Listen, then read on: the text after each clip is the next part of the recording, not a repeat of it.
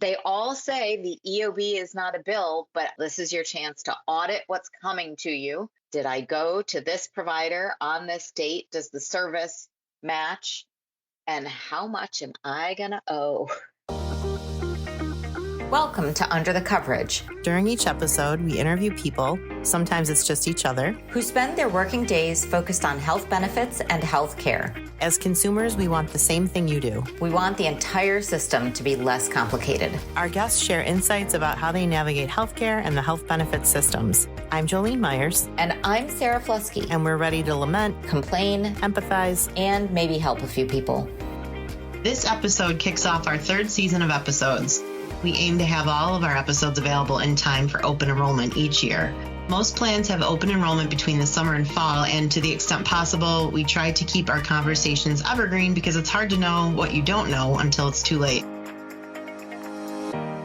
So Sarah, let's dive in. It's the third season. While we've discussed EOBs before as moms, employees, and subscribers on a health plan, we thought we'd talk amongst ourselves for this episode and take a look at that allowed amount on an EOB. Oh, the allowed amount.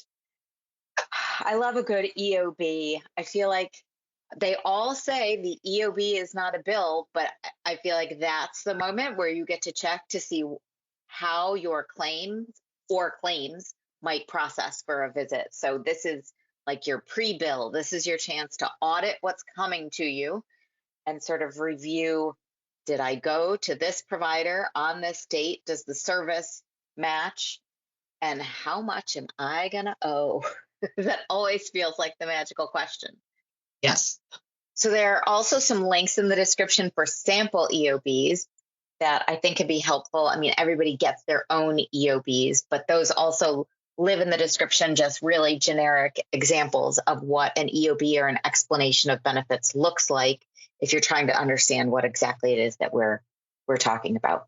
But if you go into a search engine and you type in medical EOB and click on images, there's tons of examples and they all look different, which is not very helpful. There are some common terms, but I think there are also, some variations. So some of the terms that we might use might not be exactly the same terms that are on every EOB, but you could probably find an equivalent if you look online.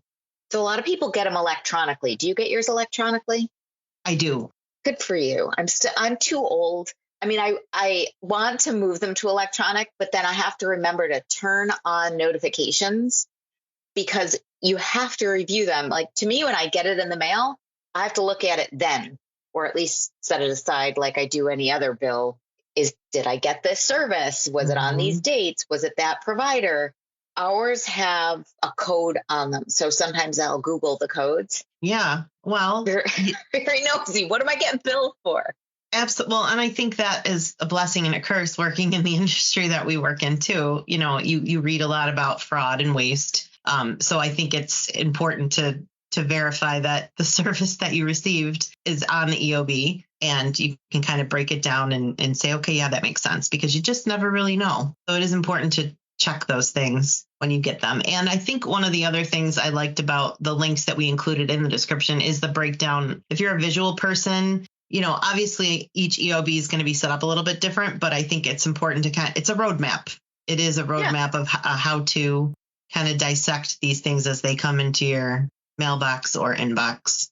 So the dates of service, I feel like that's the first thing. That's the first, did I go to that provider on that date? So if the dates are off, that's a flag to call the provider, call the insurance company. And humans put these in. We're at work right now. Somebody's entering those. Sometimes it's a simple error. It's a typo. And so you can go back and get those things fixed. That happens. It's not always easy and fast, but that's a good time when you get that EOB. If you see an issue with the date, start the change in that process right there. So we're going to assume that the data service is correct for this conversation, and we're going to focus on the rest of the dollar figures because the data service is one thing. You want to make sure that you are actually there with that provider on that date, but let's get into the dollars. Yes. So how would you describe an allowed amount? So the allowed amount is the amount that the provider or the facility can charge based on the contract with the plan you're on.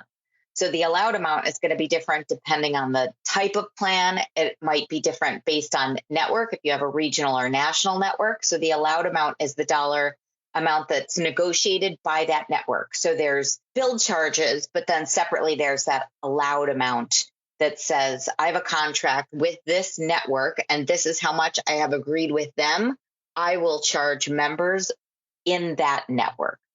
So if you have a plan that has direct primary care, you won't even see an EOB for every visit. So if your benefit plan has a setup where you go to see a certain doctor or group of doctors and you can just go for whatever those visits are, you don't get an EOB for those. It's only if you go outside of that system where you might see one. But with a traditional regional or national network, you'll get an EOB for every visit.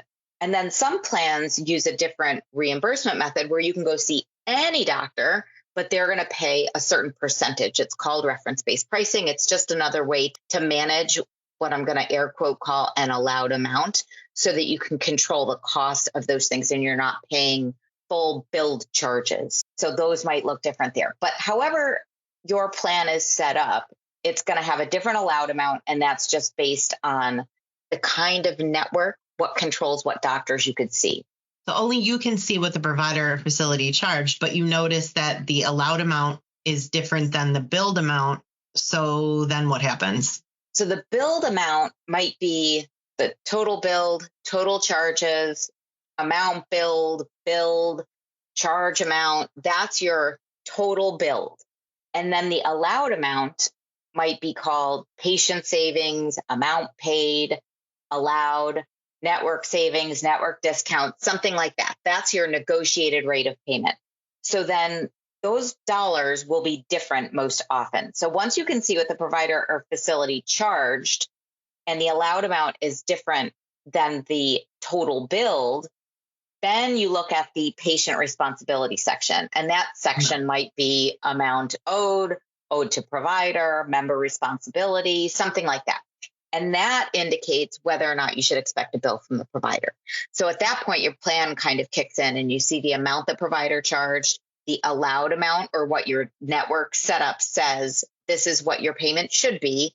And then is the provider going to send you a bill for something additional, whether it's an out-of-network provider, it's a non-covered service, maybe it's even, before you've hit your out-of-pocket max. So if you're in a high deductible plan, you might see the full allowed amount over there or a full amount over there because you've got to pay X amount out of pocket before your copays kick in. So that's over there in that member responsibility or amount owed section. So if you get the bill in the mail, and you double check it, the amount due against the amount owed on the EOB, say you spot a difference, what should you do? Then you probably got to call someone. You got to pick up your phone. If you're lucky, they might have a chat feature. If you can have good luck in a chat, God bless. But I have found that if you can talk to a human being, sometimes you don't know the questions to ask, and the people on the other end of the line work in the industry. It might be able to help you differently than a chat feature. But if you can use one, good. But pick up the phone. So there you could start with the provider to ask what they're billing for, why the charge is the charge. Or you want to check with your insurance company or the number that's on your card. That's usually on the EOB, and then you can talk to them about how the claim might have been processed. So sometimes there's a claim submission error from the provider to the insurance company. Something might be wrong on there. Sometimes it's just a typo, or you might be in that weird space where you've got a high deductible plan and you feel like you've been shelling out dollar after dollar, or you had a lot of visits in a row for a certain thing, a lot of services, and you feel like you might be getting close to that out-of-pocket amount.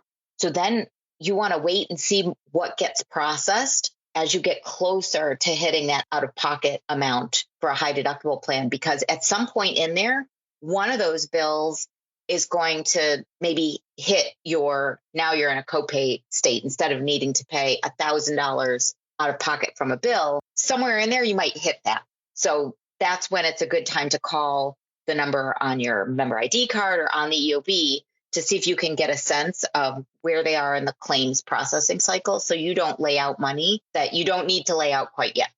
You might have hit your out of pocket and then you're in the golden copay state. Love that. There's a lot to kind of talk about. And we've had a few episodes now about EOBs. I feel like you could probably have a whole season related to EOBs, but it is important to kind of know how to dissect these things. And we do hope that you take a peek at those links in the description just to help you break it down. Well, I think this is a good way to kick off the first season. Clear up something confusing on an EOB. And next we can get into the glossary of terms. Agreed. Welcome back, Jolene. Welcome back.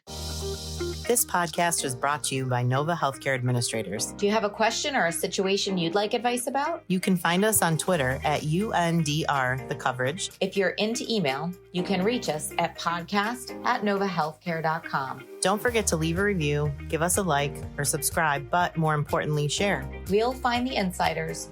You share it with the outsiders.